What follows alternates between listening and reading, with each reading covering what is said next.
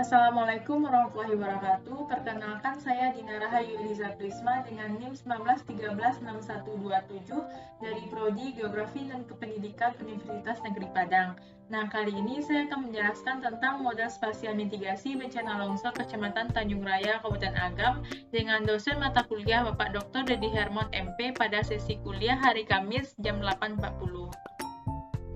Nah, sebelum saya memulai analisis, saya akan menjelaskan pendahuluan dari analisis saya ini.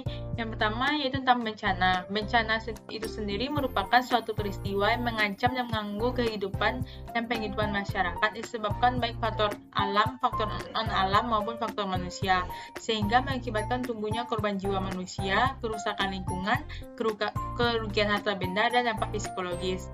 Nah, di Indonesia sendiri, secara geologis, geomorfologis, dan meteorologis, klimatologis, dan sosial ekonomi sangat rawan terhadap bencana alam. Posisi Indonesia terletak di antara pertemuan tiga lempeng pegunungan besar dunia, yaitu lempeng Eurasia, lempeng Pasifik, dan lempeng Hindia Australia di sebelah selatan. Akibat dari pertemuan tiga lempeng ini terbentuklah palung lipatan atau patahan dan sebaran gunung api. Kondisi ini mengakibatkan wilayah Indonesia menjadi wilayah yang rawan terhadap bencana alam seperti tanah longsor. Nah, tanah longsor didefinisikan sebagai pergerakan massa batuan atau puing-puing atau tanah-tanah yang jatuh menuruni lereng. Tanah longsor adalah jenis pembuangan massa secara besar yang menunjukkan setiap gerakan tanah dan batuan di bawah pengaruh langsung gravitasi. Istilah longsor mencakup 5 pergerakan lereng, yaitu jatuh, terguling, longsor, menyebar, dan mengalir. Nah, di Sumatera Barat, longsor paling sering terjadi, salah satunya yaitu di Kecamatan Tanjung Raya, Kabupaten Agam. Kecamatan ini secara astronomis yaitu berada di antara 0 derajat 1 menit 34 detik sampai 0 derajat 28 menit 43 detik lintas selatan dan 99 derajat 46 menit 39 detik sampai 100 derajat 32 menit 50 detik bujur timur. Danau ini merupakan salah satu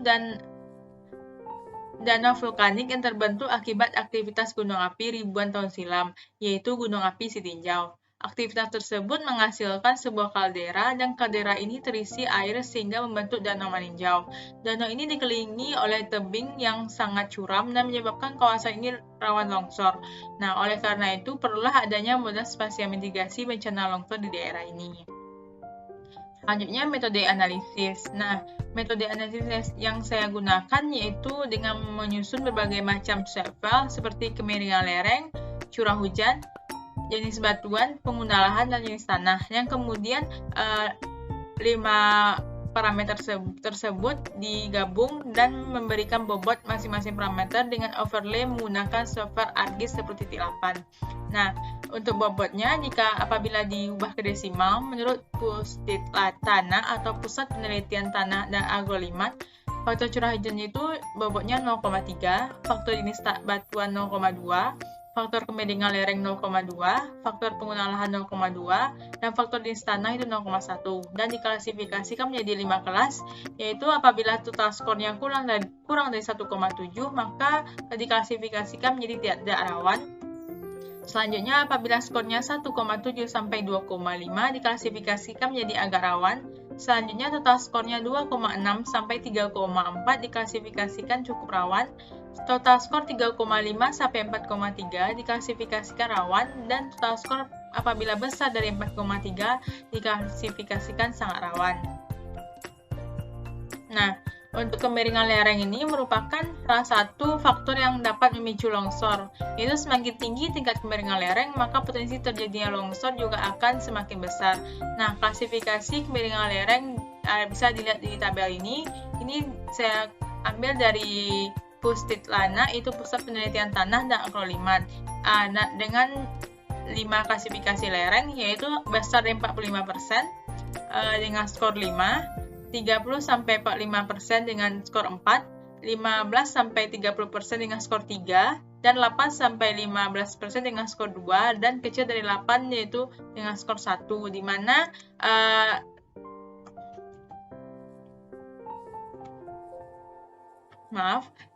dengan 5 kelas ini dibobotkan menjadi 0,2. Nah, selanjutnya curah hujan.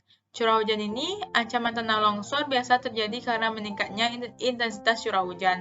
Hujan lebat dapat menimbulkan longsor karena tanah yang merekah, air akan masuk dan terakumulasi di bagian dasar lereng, sehingga menimbulkan gerakan tanah. Nah, untuk curah hujan, saya mengklasifikasikan menjadi 5. Yang pertama itu sangat basah. Sangat basah ini dengan total curah hujan itu basah dari 3000 mm dengan skor 5.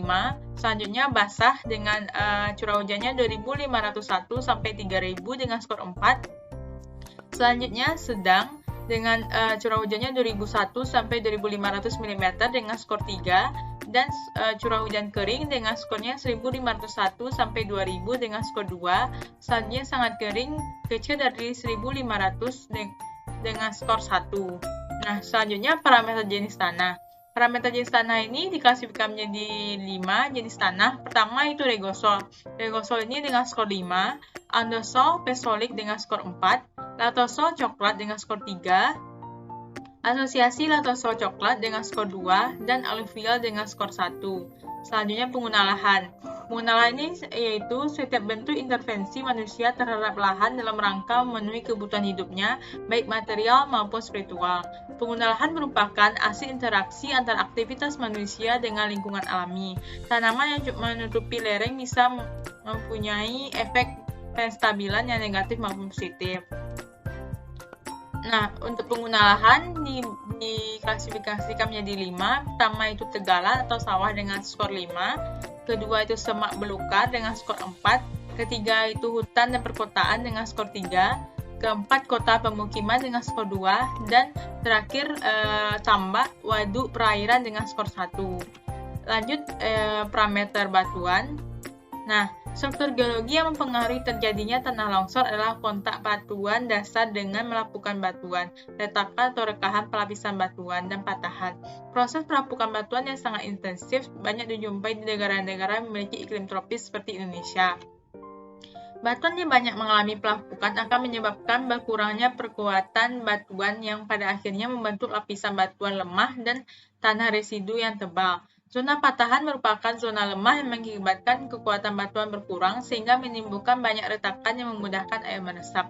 Nah, ini dikutip dari buku Effendi tahun 2020. Nah, jenis batuan ini dibedakan menjadi 3, ada batuan vulkanik, sedimen, dan aluvial, di mana batuan vulkanik dengan skor 3, sedimen dengan skor 2, dan batuan aluvial dengan skor 1. Nah, dari metode tadi dapatlah hasil pembahasan seperti di bawah ini. Pertama itu dari kemiringan lereng. Kemiringan lereng itu di Kecamatan Tanjung Raya bervariasi mulai dari curam hingga datar. Yang mengacu pada Pustitlana, Kecamatan Tanjung Raya memiliki 5 klasifikasi kemiringan lereng, yaitu antara lain yaitu ada besar dari 45% yaitu sangat curam, kecil dari 25 sampai 45% itu curam, 15 sampai 25% itu agak curam, 8-15% landai, dan terakhir 0-8% datar. Nah, inilah peta dari kemiringan lereng yang ada di Kecamatan Tanjung Raya. Nah, jika dilihat dari luas, dapatnya di bawah ini, yaitu 0-8% ini luasnya itu 11.368 hektar. Selanjutnya 8-15% itu 19 hektar. 15-25 dengan luas 34 hektar, 25-45% dengan luas 2.921 hektar, dan besar dari 45% dengan luas 5.967 hektar. Selanjutnya dari segi curah hujan, Kecamatan Tanjung Raya ini memiliki curah hujan dengan rentang 2.000 sampai 2.500 mm dan 2.500 sampai 3.000 mm. Nah, berdasarkan klasifikasi Pustitlana, ini diklasifikasikan pada klasifikasi sedang dan tinggi curah hujan setiap tahunnya. Berdasarkan curah hujan yang relatif tinggi pada setiap desa, menyebabkan Kecamatan Tanjung Raya rawan terhadap bencana longsor. Nah, bisa dilihat di bawah tabel atribut dari pengolahan peta yang saya gunakan untuk curah hujan 2.500 sampai 3.000 mm dengan luas 15.176 hektar dan 2.000 sampai 2.500 dengan luas 8.778 hektar. Nah, berikut adalah peta curah hujan yang saya gunakan, yang saya olah pada Kecamatan Tanjung Raya. Selanjutnya jenis tanah. Nah, jenis tanah di Kecamatan Tanjung Raya yaitu andosol, kambisol, dan latosol. Tanah andosol adalah tanah yang peka terhadap erosi dengan luas 1.911 hektar. Tanah kambisol adalah tanah yang agak peka terhadap erosi dengan luas 4.600 hektar. Dan tanah latosol merupakan tanah yang sangat peka terhadap erosi dengan luas 17.443 hektar. Nah, secara umum, Kecamatan Tanjung Raya didominasi oleh jenis tanah latosol. Tanah latosol memiliki ciri-ciri warnanya yang merah hingga kuning dan teksturnya lempung yang memiliki sulung horizon. Resebaran tanah latosol ini berada di daerah memiliki curah hujan tinggi. Nah, seperti diketahui tadi, Kecamatan Tanjung Raya, jika dilihat dari hasil analisis curah hujan, Tanjung Raya berada di curah hujan tinggi. Selanjutnya, hasil pengguna lahan. Berdasarkan hasil digitasi, Kecamatan Tanjung Raya memiliki 8 jenis pengguna lahan, yaitu danau, hutan primer, hutan sekunder, kampung, perkebunan besar, perumahan, sawah beririgasi, dan tegalan atau ladang. Terlihat pada peta pengguna lahan, paling besar yaitu hutan primer dengan luas 13.074 hektar dan pengguna lahan sedikit perkebunan besar dengan luas 4 hektar. Nah, berikutlah tabel atribut yang saya gunakan pada pengolahan analisis pengguna lahan di Tanjung Raya. Nah, inilah peta hasil analisis penggunaan Tanjung Raya. Di mana warna biru itu danau, warna hijau kepekatan itu hutan primer, hijau muda hutan sekunder, merah kampung, merah tua kampung, keorenan perkebunan besar, merah muda perumahan, sawah beririgasi warna kuning, dan tegalan.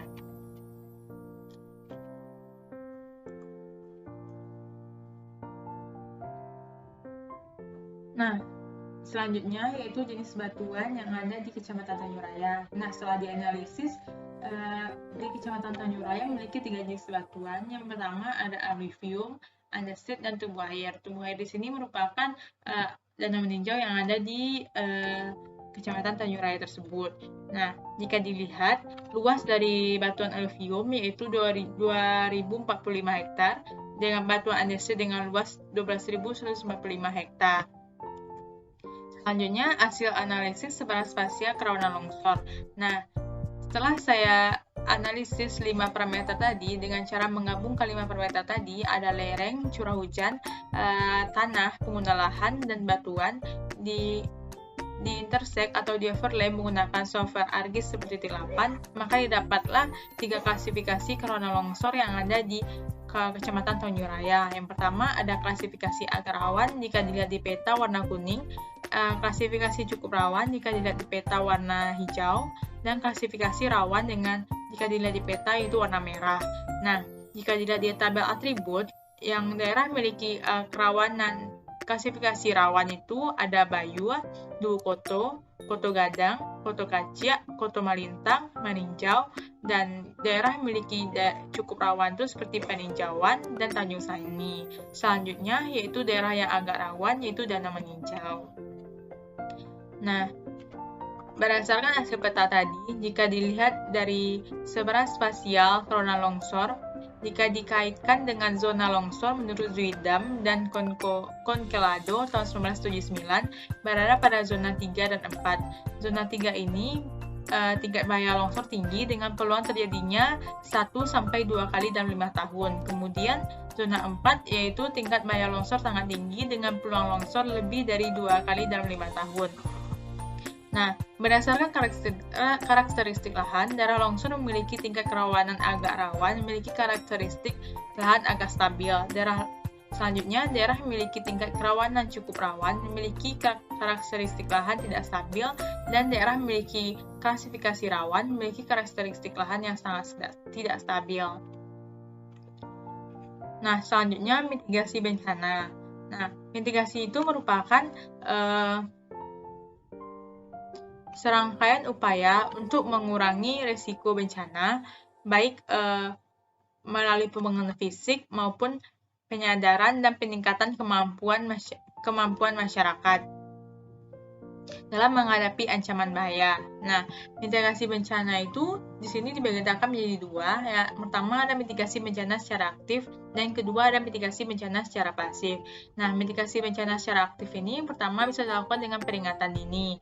Peringatan dini ini bisa dilakukan dengan cara public education, dengan mengadakan sosialisasi, pelatihan tentang bencana alam, perbaikan lingkungan, dan jalan yang berfungsi sebagai jalur evakuasi. Gladi evakuasi, pembuatan peta rawan bencana, pemasangan alat sistem peringatan dini yang murah, serta relokasi. Nah, sistem peringatan dini longsor dapat menggabungkan beberapa alat seperti ekstensometer, alat penakar curah hujan, dan peralatan lainnya dihubungkan dengan sirene.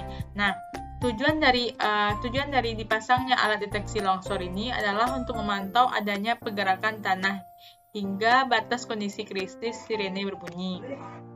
Nah, untuk bunyi sirene ada dibedakan menjadi dua sirene. Yang pertama, apabila sirene 1 berbunyi, berarti hujan kritis terjadi.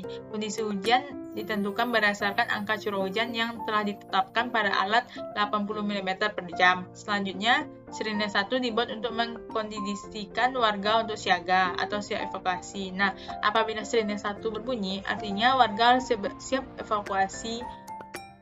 untuk dievakuasi. Dan apabila sirene 2 berbunyi, berarti air hujan telah meresap ke dalam tanah dan mengakibatkan retakan tanah melebar hingga mencapai batas kritis yang telah ditetapkan pada alat, yaitu 5 cm. Pada saat sirene 2 berbunyi, tandanya warga sudah siaga, segera meninggalkan lokasi tempat tinggal mereka, dan di sini bunyi sirene 1 dan 2 harus dibedakan. Selanjutnya, mitigasi secara aktif itu juga bisa dilakukan dengan kebijakan pemerintah. Nah, kebijakan pemerintah di sini bertujuan untuk pencegahan pengembangan pemukiman pada kawasan-kawasan yang tidak diperuntukkan untuk pemukiman yang rawan terjadinya bencana longsor. Pencegahan pengembangan pemukiman pada kawasan-kawasan yang tidak diperuntukkan untuk pemukiman memerlukan upaya-upaya pengendalian pemanfaatan lahan yang berorientasi pada penetapan hukum yang tegas yang meliputi pengawasan, pemantauan, pelaporan, dan evaluasi, di mana upaya penertiban dan pemberian sanksi serta pemberlakuan pajak yang tinggi. Selanjutnya yaitu mitigasi bencana secara pasif. Nah, mitigasi bencana secara pasif ini dapat dilakukan pertama yaitu dengan penelitian tingkat bahaya longsor yang berbasis keruangan dengan memanfaatkan sistem informasi geografi sebagai alat analisis. Pendekatan keruangan dapat dilakukan berdasarkan kriteria yang dikembangkan tentang kestabilan lahan. Ini dikutip pada buku Map Japan Zain 2022 dalam buku Didi Hermon tahun 2012. Nah, langkah yang harus dilakukan seperti perumusan peta pengguna lahan berdasarkan interpretasi citra Landsat 7 ITM sehingga dihasilkan pola pengguna lahan. Nah, seperti yang saya analisis tadi, yang yaitu menentukan tingkat bahaya longsor dengan menggunakan sistem informasi geografi. Selanjutnya yaitu mitigasi bencana longsor secara pasif juga dapat dilakukan dengan penyidikan yang terstruktur dengan metode-metode penelitian berbasis lahan dan keruangan dengan output peta-peta. Ini juga seperti yang saya lakukan tadi dengan membuat peta-peta seperti ada peta kemiringan lereng, peta tanah, peta curah hujan, peta batuan, dan peta pengguna lahan. Nah, selanjutnya mitigasi secara pasif itu juga bisa dilakukan dengan pendekatan teknik yang mengacu pada stabilitas lereng. Stabilitas lereng ini umumnya didasarkan pada konsep keseimbangan batas elastis. Analisis stabilitas ini menentukan faktor aman dan dari bidang longsor spasial dengan pertimbangan. Yang pertama yaitu kelongsoran lereng terjadi di sepanjang permukaan bidang longsor tertentu dan dapat dianggap sebagai masalah bidang 2 dimensi. Kedua, massa tanah yang longsor dianggap sebagai benda pasif. Ketiga, tahanan geser dari massa tanah di sepanjang titik bidang longsor tidak tergantung dari orientasi permukaan longsor, atau dengan kata lain, kuat geser tanah dianggap isotropis. Dan keempat, yaitu faktor kearifan atau FK, didefinisikan dengan memperhatikan tegangan geser rata-rata sepanjang bidang longsor potensial dan kuat geser tanah rata-rata sepanjang permukaan longsor. Nah, berikutlah lampiran foto longsor yang ada di meninjau. Terdapat ada 5 foto. Nah, bisa dilihat. Nah, sekian presentasi dari saya. Kalau ada salah, saya mohon maaf. Saya akhiri. Assalamualaikum warahmatullahi wabarakatuh.